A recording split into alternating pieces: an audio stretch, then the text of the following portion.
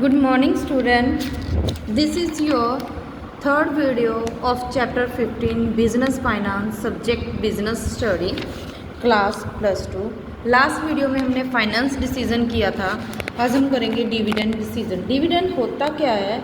Dividend वो हिस्सा profit का वो शेयर जो मालिक को बांटा जाता है, यानी शेयर होल्डर्स को बांटा जाता है. ठीक है जी. Dividend refer to that part of profit which is distributed among the shareholder of the enterprise. किसी बिजनेस के शेयर होल्डर को प्रॉफिट का वो शेयर बांटा जाता है, दैट इज डिविडेंड.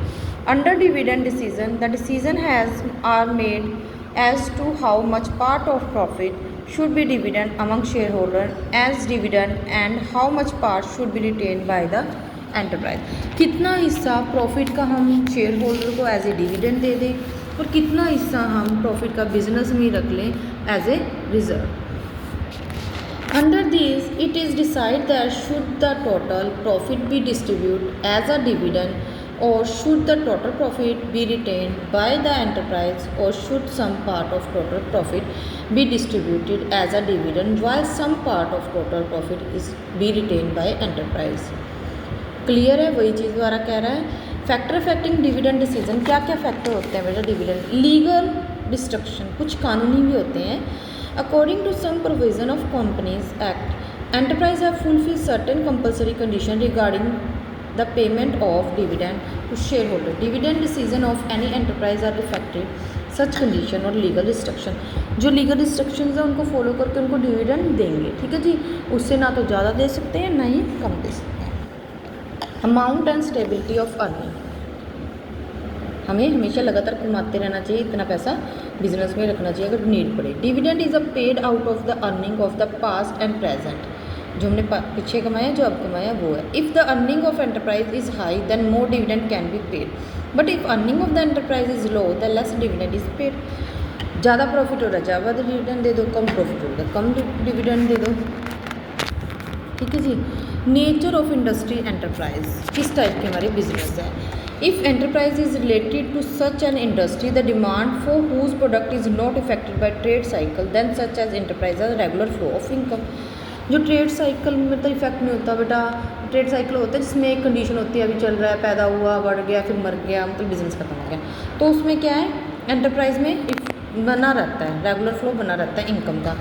सच वहाँ पे तो डिविडेंड ज़्यादा दिया जा सकता है, जो ट्रेड साइकिल में वहाँ पे लेस दिया जाता है. Future financial requirement. अगर हमें भविष्य में ज़्यादा पैसे की ज़रूरत है वो देखते हैं कैसे करते हैं. If enterprise has opportunity for growth and expansion by making profitability investment then the funds must be utilise for making investment. हमें फ्यूचर में ग्रो करना है ज़्यादा और अपने ही पैसे यूज़ करने हैं तो हम प्रॉफिट कम, डिविडेंड कम देंगे, वो प्रॉफिट को रिजर्व में रखेंगे और ग्रो करेंगे. अगर हमें बाहर से लेना पैसा तो डिविडेंड ज़्यादा.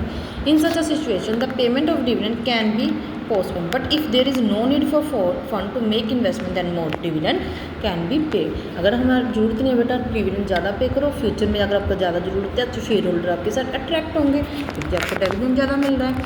Economic policy of the government. In the case of economic crisis और in a situation of depression sometime the government impose restriction on the payment of dividend. अगर बेटा रोक लगाते हैं डिविडेंड पे government. In such situation, payment of dividend is not possible. But if there is no restriction by government on the payment of dividend, then the enterprise can be pay the dividend. उन्हें देनी चाहिए. Taxation policy. Dividend decision are affected by taxation policy also. If the government impose high tax on the enterprise, then the enterprise are left with less amount of profit to be distributed as dividend. अगर ज़्यादा tax पे करती है तो dividend कम दे जाएगा, tax कम पे करेगी तो डिविडेंड ज़्यादा. But if taxes imposed on the enterprise are low then the possible to pay the more dividend. आगे है presence of share holder. Share holder की प्रेजेंट होना. If the share holder expert high return in the form of dividend then more dividend has paid. ज़्यादा dividend pay कर जाएगा. But if share holder prefer raise in price of their share when wealth maximization are not the payment of dividend then even less dividend can be paid. कम दे दो. ठीक है ना. Access to capital market. Market से capital कैसे है. If the reputation of enterprise is capital market is good then it is can easily obtain finance for growth and expansion from capital market. In such a situation dividend can be paid liberally. If situation contrary to this payment of dividend is less. अच्छी market position है, dividend कम दे लो, ज़्यादा बुरी condition है तो dividend ज़्यादा देना पड़ेगा। From the above decision it become clear that financial decision several important decision about financial matter to enterprise are made. This decision have multi dimensional effect of the organisation. बहुत अलग अलग तरीके से ये इफेक्ट करती है। आगे है इंटर रिलेशन फाइनेंशियल डिसीजन। आपस में क्या रिश्ता है financial decision and dividend decision का? देखो बेटा, there is a close relationship among various financial decision is that investment decision, finance decision and dividend decision of enterprise. Investment, financial and dividend तीनों में बड़ा क्लोज रिलेशन है।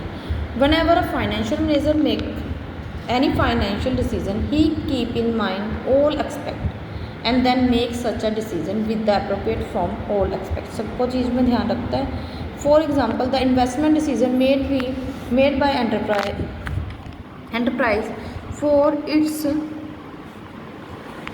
its growth and expansion is definitely affected by financing decision and dividend decision। If an enterprise is able to get fund easily and enterprise a sufficient amount of fund available even after paying dividend, then the enterprise can make liberal decision about the investment to be made।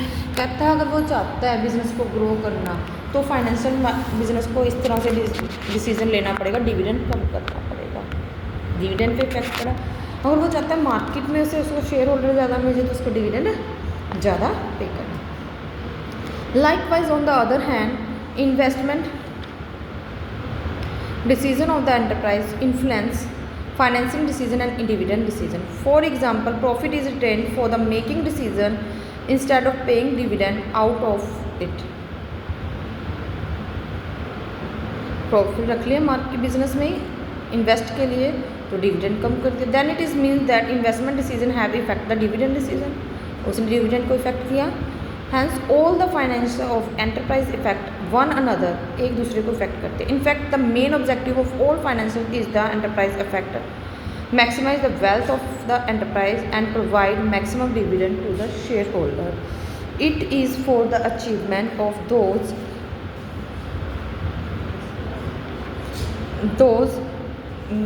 these objectives that a proper balance must be maintained in all financial। Now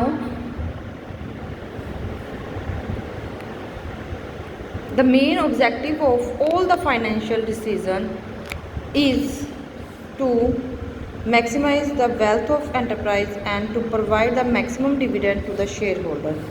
It is for achievement of those objectives that a proper balance must be maintained in all financial decision. इनको हमें बड़े balance में रखना पड़ता है बेटा।